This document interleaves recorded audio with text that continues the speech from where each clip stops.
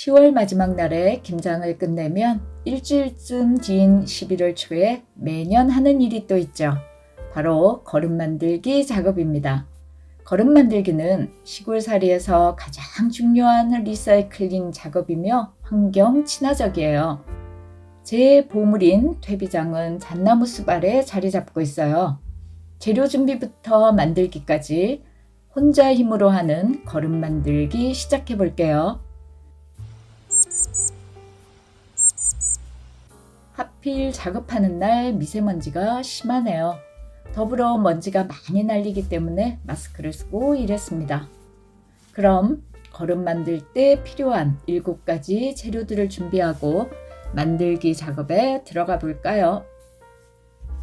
첫 번째 준비물은 낙엽입니다. 강원도의 가을이 깊어가니 정원의 나무들도 산의 참나무들도 잎을 거의 떨어뜨렸습니다.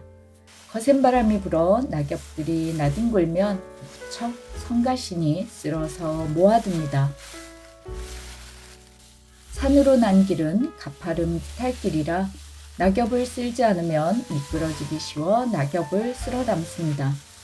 먼저 갈퀴로 긁어가며 적당한 무더기로 쌓아둡니다. 매년 비닐봉지에 담느라 고생 많았습니다. 잔가지들이 비닐을 씹는 데다 많이 담지도 못해서요. 올해는 왕겨자루가 있으니 작업이 훨씬 수월하네요. 잔가지들을 신경 쓰지 않아도 되고 담기는 양도 많은 데다 끌어서 옮기니 힘이 덜 드네요. 그렇게 모아둔 낙엽들이 제법 쌓이면 이제 거름 만들기에 돌입해야죠. 낙엽을 잘 발효시키기 위해선 미생물들이 필요하죠. 정원의 부산물들과 음식물 쓰레기도 모아두고요. 숲으로 들어가 하얗게 균사가 잘 생긴 부엽토도 한가득 준비하고요. 물줄이개에 물을 한가득 준비하고 EM 발효액을 적당히 희석시켜줍니다. 깻묵 액비통에서 가라앉은 찌꺼기들도 한 통 준비합니다. 그리고 준비물이 하나 더 있는데요. 나뭇가지들입니다. 엄청 다양한 종류의 미생물들을 준비한 셈이에요. 여기가 제 퇴비장입니다. 오른쪽에는 작년부터 만든 거름이고요. 최근까지 음식물 쓰레기를 넣으며 만들고 있어요. 기존의 거름 살짝 뒤집어가며 쌓아주면서 왼쪽으로 새로운 거름을 만들 공간을 확보합니다. 1년간 부숙된 거름의 모습입니다. 갈색 흙과 다르게 검은색을 띠죠.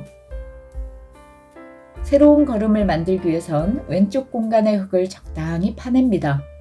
파낸 흙은 앞쪽에 잘 쌓아두어야 해요. 거름 만들기에 중요한 재료가 되기 때문이죠. 흙 속에는 엄청난 양의 미생물이 있어서 거름을 만드는 1년 동안 조금씩 넣어주면 발효가 아주 잘 됩니다. 먼저 낙엽을 적당량 쏟아요. 텃밭 부산물들과 음식물 쓰레기도 얹어주고요. 파낸 흙을 한 줌씩 쥐고 휘휘 뿌려줍니다. 부엽토는 많지 않으니까 아껴서 조금씩 뿌려주고요. 이어서 EM 희석액도 골고루 뿌려줍니다. 깻묵 찌꺼기도 여기저기 휘휘 던져주죠. 그리고 준비한 나뭇가지들을 올려줍니다. 이 나뭇가지들은 공기가 잘 통하게 하면서 오랫동안 미생물의 먹이가 되어줄 리그닌을 많이 포함하고 있기에 얹어주는 겁니다. 위 과정을 다시금 반복하며 쌓아가면 됩니다. 1단계는 낙엽과 텃밭 부산물 그리고 음식물 쓰레기 넣기입니다. 2단계는 다양한 미생물 공급하기입니다. 3단계는 나뭇가지들 얹어주기입니다. 지금은 낙엽 때문에 양이 많아 보이죠? 하지만 발효되면 부피가 줄어 양이 얼마 안 돼요. 바람에 뒹구는 낙엽들을 긁는 봄까지 이 작업을 간혹 반복하며 그 이후에는 음식물 쓰레기를 주로 쌓으면서 미생물만 공급해줍니다. 주의하실 점은 풀씨가 있을 수 있는 잡초나 꽃씨를 포함하고 있는 화초줄기는 넣지 않아야 해요. 거름 만들기 기본 작업이 끝나면 커다란 비닐로 덮어줍니다. 비닐을 덮어주는 이유는요, 풀씨가 날아드는 것도 막고 날벌레들이 꼬이는 것도 막아주고 수분이 증발하는 것도 막아주며 지나치게 많은 빗물이 스며들지 않게 하기 때문이죠.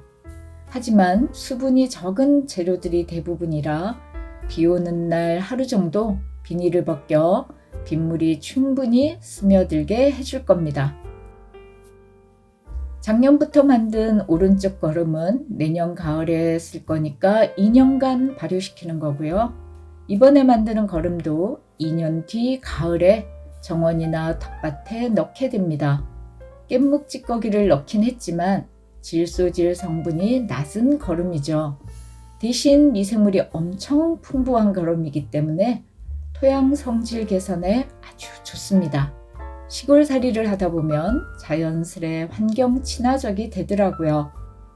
자연에서 나는 것들로 주로 생활하고 자연이 내어주는 것들을 재활용하고 그러다 보니 삶과 자연이 유기적으로 연결되는 시간들이 쌓여가고 있습니다.